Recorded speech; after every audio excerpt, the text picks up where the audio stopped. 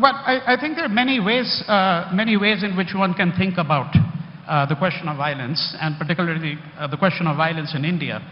And perhaps we can revisit in just a few minutes some of the ways in which the violence of the partition, for example, is very different than the violence of the Holocaust.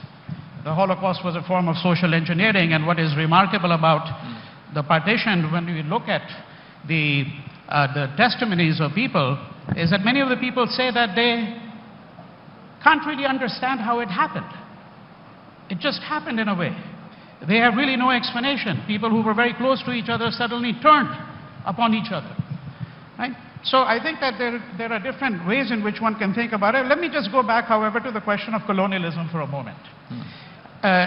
From my standpoint, at least, I think one of the most powerful books that has ever been written upon colonialism is your own book, The Intimate Enemy, to which I referred earlier, The Loss and Recovery of Self Under Colonialism. And this is really a book about the violence of colonialism. Right? Now, would you say that the violence that was visited upon us through colonialism is still with us, and that in some ways, perversely, we have actually improved upon it because we are now a nation state? And is it not the case that violence is intrinsic to the very idea of the nation state? Yes, the victims do have their way of internalizing what they are victims of.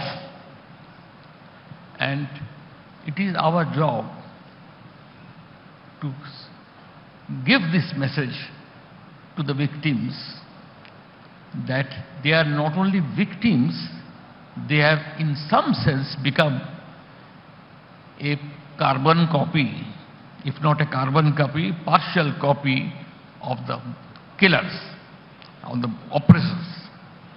And until and unless they learn to be conscious of that fact, this chain of killing and passing on the idea of killing, whether it is in the form of a nuclear warfare or in the form of small term riots, there is no escape for paying the cost of killing. It doesn't have to come through law. It doesn't have to come through law. It comes through the inner processes within your body. Human beings are genetically not programmed to kill. In fact, it is very difficult to train a person to kill. Previously, in the American system, this is one example only. American system, they used to do target practice, which our army still does.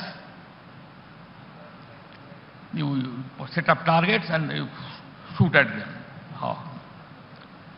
Now, the Americans have found out, this is because European data now shows that a large proportion of soldiers, even in wartime, when a world war was being fought, even then,